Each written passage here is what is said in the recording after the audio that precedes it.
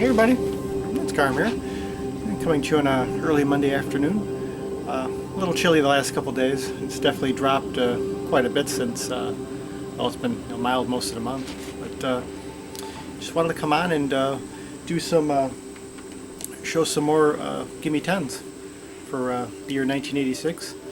Before that though, I just want to share again, some of you, I'm sure, have seen the video on Chris's channel. John Coltrane 68 had I had a birthday yesterday, and the day before we got together, for the first time in maybe a couple months, a little more frequent than usual. But yeah, I went over to his neck of the woods. Great area. We had lunch, and then we had a record shop, which it opened up fairly recently in his neighborhood, and run by a friend of his, and went digging in there, found some great things. Went back to his house, I met his family, and spent most of the afternoon just kind of taking in that world of his. If those of you know, I mean, his record collection is just amazing, and his knowledge and passion are legendary. And we pretty much did needle drops all afternoon. Just amazing stuff. I basically asked him to pick out the most obscure and just stuff that you think we both mutually like, and yeah, it was fantastic. And right in the middle there, we did about a half-hour video together, which I'll try to remember to link. I'll link it below for everyone, whoever hasn't seen it, and I definitely want you to check out his channel. He's he's one of the greatest and a great friend, and yeah, it was the best birthday weekend I've had in a long time. So it was just, and spent yesterday spinning a lot of those finds, and as well, he also gave me some things that he had acquired for free or just had. So I'll have to get to those in a later video. But yeah, just wanted to make mention of that real quick. And yeah, I'll just show. Got 10 more albums here. Kind of like my 1983 response to Fred. It's kind of a mixture of formats, a little bit of each. Well, actually, just one cassette here. Starting right here. Manifestation of the Pyramids. David Storrs, inspiring progressive new age music. Yeah, kind of keeping with the. Because the last video I showed a couple of the Valley of the Sun cassettes, and this one I think is even rarer than the other ones. Probably lesser known on the Valley of the Sun label, but yeah, it's a lot like the cover is indicative. It starts off kind of majestic and grandiose, almost kind of like if you know Vangelis's Mask album, kind of has that. But really, the long middle section of the album is really kind of like ambient drone. I guess you could say, very steady state, very quiet, and then it kind of lilts up, towards the end of it. But yeah, very, again, quite rare as far as I know. But recommend it if you see it around. Definitely, collector's item at this point. But, yeah, and I've had this probably longer than most of the other ones. Going back to the early '90s. A couple CDs. I'll just show the covers because there's so much glare when I show the cases. Alexandros, Antithesis. I guess this could be. He's another one. I'm not sure if he did a whole lot of other albums. This is one of the few that I'm aware of. A Greek fellow. This is kind of an electro pop, progressive electro pop. Somewhat at times like in the Berlin School. Has that feel to it.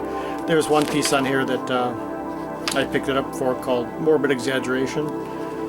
I'd heard on, again, Star Streams way back when. And it has kind of a mixture of a little bit of spoken word, kind of surrealist.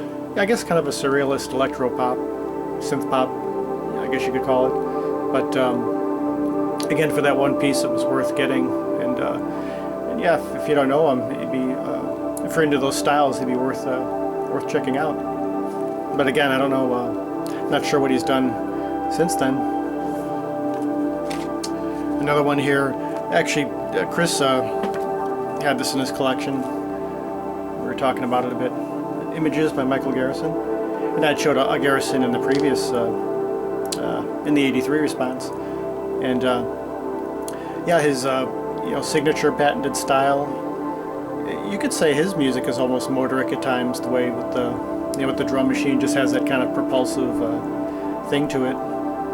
Very distinctive, and as ever, these covers, I always love his covers. Very beautiful and kind of dreamy and expansive. And Chris was pointing out that the final cut on the album, the Nebula Dream, was particularly dark and haunting. And yeah, I played it just a while ago, kind of reminding me. Yeah, it is. A lot of this is kind of upbeat and peppy, but that last one's definitely stands out. Kind of very brooding and haunting. But yeah, I mean, I love all of his music, and this comes pretty much in the middle of his output. Another fine example, and you could start almost anywhere with him getting into his music, but this is another, this is a good exemplary one. Just one more CD here. All-time favorite artist and all-time favorite album, Quiet Music by Steve Roach. Quiet Music is a collection of pieces created in respect for silence between 1983 and 1986. For years I had the single CD, which comprised the second volume of this three-part series, and finally got this maybe a couple years ago in Arizona, actually. And yeah, it's just what it says. It's very quiet music. The titles are very indicative. It says in here he plays Oberheim system, Yamaha DX7, the dreaded DX7, Roland JX3P, and Will Morris, and plays flute on a couple of cuts, and someone named Mike Christopher plays a little Yamaha as well. But yeah, just very beautiful, expansive, steady state synthesizer music. Just yeah, mostly just these very slow unfolding synth washes. I remember I did my almost 50-minute sleep playlist video, and of course this is the one album which should have been showed right away, and I don't even think I showed it in that video. I couldn't find it to show it, but yeah, excellent example of his quieter contemplative style, kind of also in the tradition of Structures from Silence, another beautiful one. I highly recommend it if you want something that just you just drift off to. But yeah, I've enjoyed again, that earlier version I've enjoyed for many years. It's fantastic. And now onto the vinyl. David Onderdonk, Lookout. He's a guitar player who's local. In fact, this is on Quaver Records, based in Evanston. It's north of here along Lake Michigan. And I have another one of his too. Yeah, primarily acoustic guitar. I think he plays both steel string and nylon string. He plays classical guitar and steel string, and also joined on a couple of cuts by Fred Simon, who's another longtime favorite. Plays piano and synthesizer. It kind of, when you hear like a kind of contemporary acoustic guitar, some people think of like the Windham Hill or Narada, almost like, I'm trying to think of the word.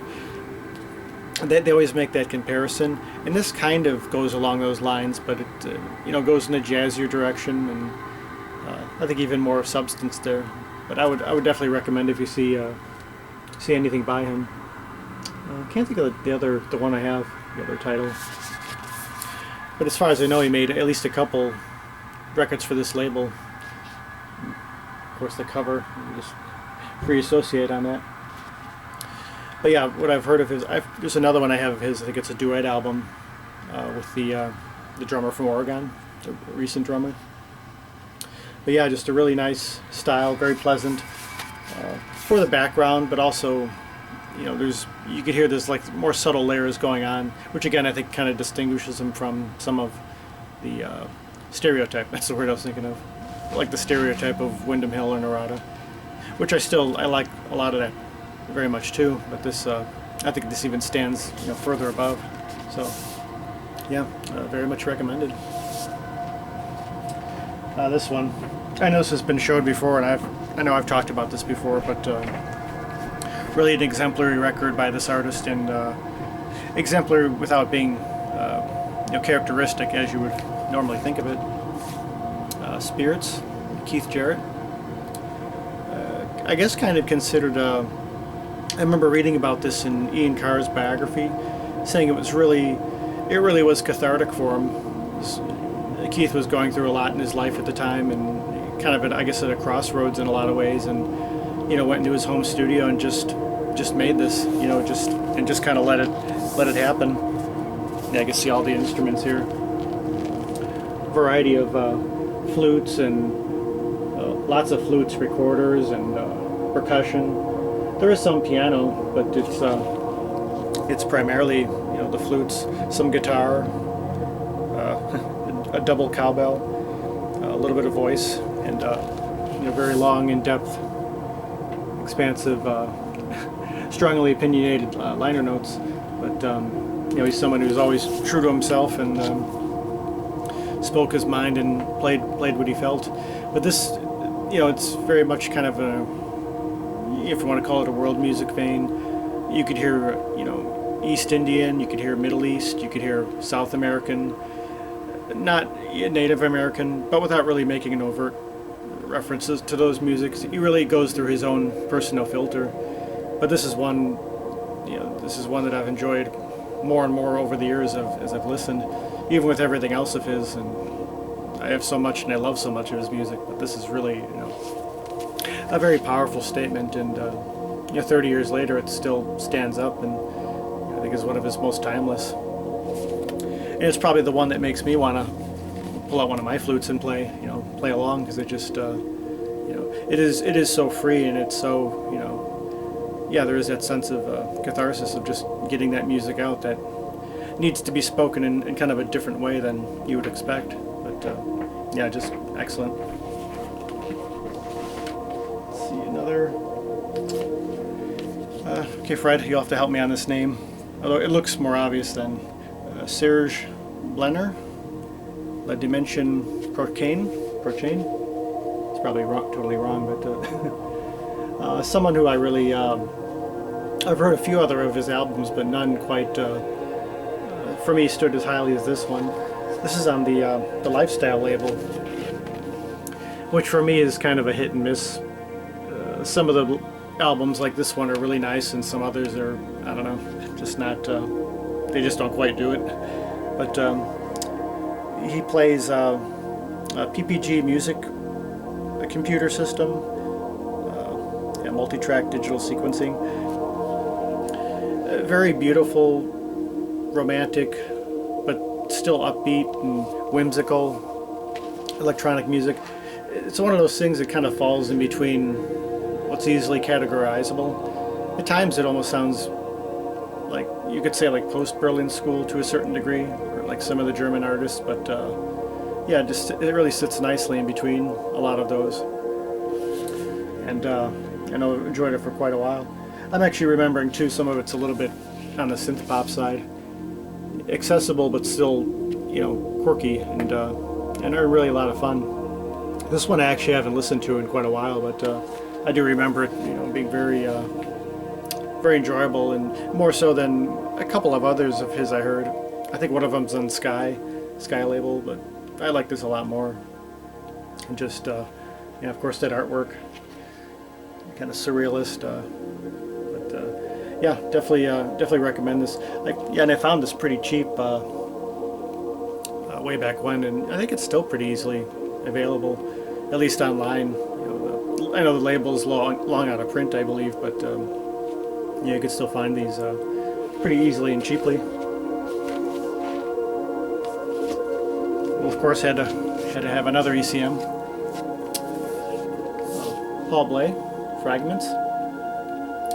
And as ever, these covers designed by the great Barbara Woyish, who did a lot of their covers from, I'm guessing, from maybe the late 70s to the 90s. You can see with like the colored pencil, typography there. Yeah, you have Paul on piano, of course, John Sermon, soprano and baritone sax, bass clarinet, Bill Frisell guitar and Paul Motion on drums. Yeah, being that there's no bass on here, lends even more of a kind of a free-floating airiness to it. The pieces just kind of seem hanging together, not necessarily in an ethereal way. There's still improvisational tension, but there's that that kind of unrooted quality, I guess, that you would have normally with a bass. Yeah, recorded in January of that year. Yeah, Rainbow Studio, Jan Erik Kongshaug, Manfred Eicher, the whole great production team of that. Yeah, it's a really, and it's a mixture of there's pieces by I think just about everyone on here. Yeah, Bill, John. There's a Carla Bley tune, a couple of Carla Bley tunes, and a Annette Peacock, which often on Paul Bley albums you'd get the mixture of their tunes as well. But another one, very much recommended, and fascinating hearing John Sermon and Paul Bley play together, which I think they did in later years as well.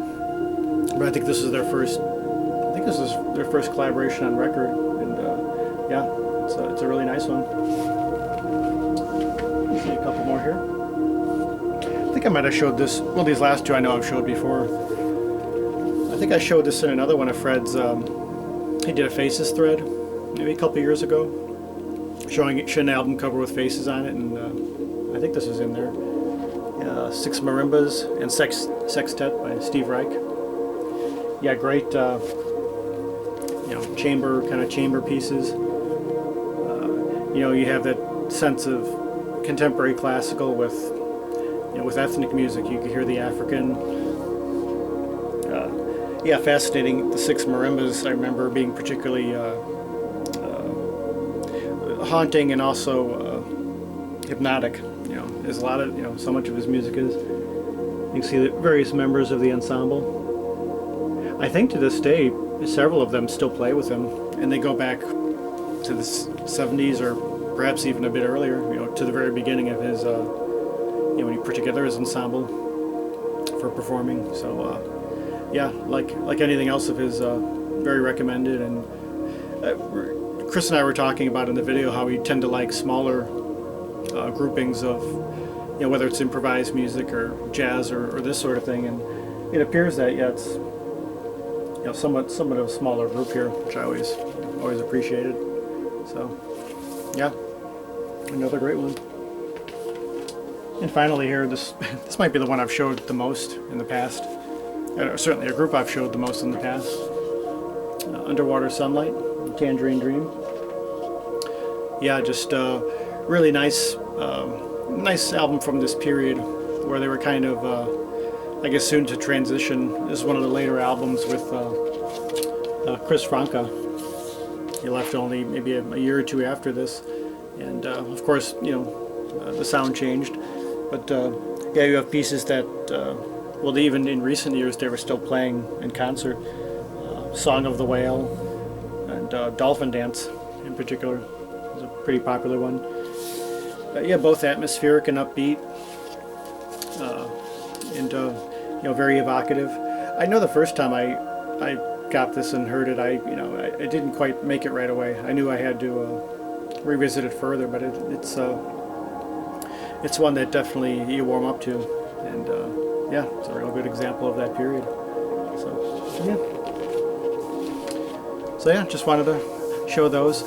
I had actually had several albums picked out that I thought were 1986. They're actually 1987, so I'll probably do another installment response for Fred on these, because I found just about as many from that year, thinking it was this year. So yeah, just want to come on and show those. And again, yeah, for those who haven't seen it, yeah, check out the video Chris and I did, and more importantly, check out his channel. And I've said it many times before, if you have any interest in the things that I'm showing, you'll really be interested in what he has. He goes much further and deeper, and like I said, that afternoon was just amazing. It's like he just kept playing all these needle drops, and I didn't know any of it, almost none of it, and it was equally sublime, each piece that was played. So yeah, please check him out. So I hope we're all warm wherever you're keeping at, wherever you're at.